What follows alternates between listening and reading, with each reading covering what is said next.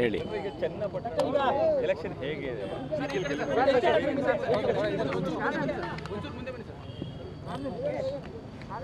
ಅಲ್ಲ, ಇವಾಗಲೇ ಚುನಾವಣೆ ಮುಗಿದೋಗಿದೆ. 23ನೇ ತಾರೀಕು ಮತ ಎಣಿಕೆ ಇದೆ. ಸೊ ಎಲ್ಲ ನಮ್ಮ ಕಾರ್ಯಕರ್ತರ ಮತ್ತು ಮತದಾರರ ಅಭಿಪ್ರಾಯವನ್ನು ನೋಡಿದಾಗ ನಿಖಿಲ್ ಅವರು ಗೆಲ್ಲುವ ವಿಶ್ವಾಸ ಜಾಸ್ತಿ ಇದೆ.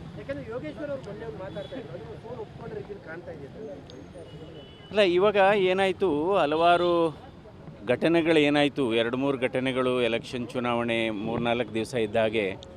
ಹಾಗಾಗಿ ಒಂದು JDS ಪರವಾಗಿ BJP JDS ಮೈತ್ರಿ ಅಭ್ಯರ್ಥಿ ಪರವಾಗಿ ಹೆಚ್ಚು ಒಲವು ಬಂತು ಸಡನ್ನಾಗಿ.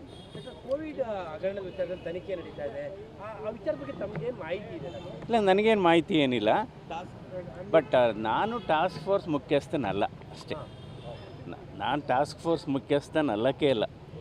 ನಾವು ಒಬ್ಬರು ಇನ್ವೈಟೀಸು, ನಮ್ಮದೇನಿದ್ರು ಸಲಹೆ ಅಭಿಪ್ರಾಯ ಕೊಡೋಂಥದ್ದು, ಒಪಿನಿಯನ್ ಕೊಡೋಂಥದ್ದು ಅಷ್ಟೇ. ನಾನು ಟಾಸ್ಕ್ ಫೋರ್ಸ್ ಮುಖ್ಯಸ್ಥ ಅಲ್ಲ. ಕಾರಣ ನಿಮ್ಮ ವಿರುದ್ಧ ಒಂದಷ್ಟು ಅದೇ ಗೊತ್ತಾಯ್ತು. ಮತ್ತೆ ನೀವು ಪ್ರಕರಣದಲ್ಲಿ ನಿಮ್ಮ ವಿರುದ್ಧ ಗಂಭೀರ ಆರೋಪಗಳ ಜೊತೆಗೆ ನಿಮಗೆ ಸಂಕಷ್ಟ ಎದುರಾಗ್ಬೋದು ಅನ್ನೋ ಮಾತು. ಇಲ್ಲ ಸರಿ, ಫಸ್ಟ್ ಆಫ್ ಆಲ್ ನಾನು ಅದ್ರ ಮುಖ್ಯಸ್ಥನೇ ಅಲ್ಲ. ಓಕೆ, ಡ್ರಗ್ ಖರೀದಿ ಇರ್ಬೋದು, ಬೆಡ್ಗಳು ಖರೀದಿ, ಅದನ್ನ ಡಿಸ್ಕಸ್ ಮಾಡ್ತಾ ಇದ್ರಾ? ಇಲ್ಲ ಅದೆಲ್ಲ ಇಲ್ಲ. ಆ ಸಮಿತಿಲಿ ಅನೇಕ ವೈದ್ಯರುಗಳಿದ್ದಾರೆ, ಅನೇಕ ತಜ್ಞರಿದ್ದಾರೆ, ಅನೇಕ ಅಧಿಕಾರಿಗಳಿದ್ದಾರೆ, ಇಲಾಖೆಗಳಿದೆ.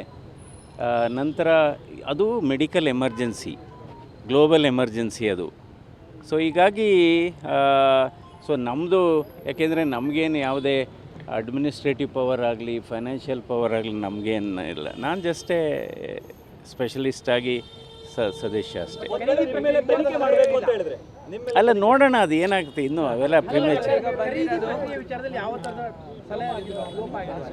ನಮ್ಮದು ನಾನು ಹೇಳಿದ್ನಲ್ಲ, ನಾವು ಅದಕ್ಕೆ ನಮ್ಮದೇನಿದ್ರು ಸಲಹೆ. ಎಲ್ಲಿ ಡ್ರಗ್ ಖರೀದಿ ಮಾಡಬೇಕು ಆ ಥರ ಸಲಹೆಗಳು ಯಾವ ಥರ? ಈಗ ಅದೆಲ್ಲ ಕಮಿಟಿಯವರು ಇರ್ತಾರೆ. ಸೊ ನಮ್ಮದು ಈಗ ನಾವೇನು, ನಮ್ಮದು ಯಾವುದು ನೇರವಾಗಿ ಯಾವುದು ಏನಿಲ್ಲ. ಓಕೆ, ಅಲ್ಲ ಅದನ್ನು ನೋಡ ಬಿಡಿ, ಅದು ನೋಡೋಣ ಮುಂದೆ. ಕರ್ನಾಟಕ ಮಾತ್ರ ಇಲ್ಲ, ಇಡೀ ದೇಶದಲ್ಲಿ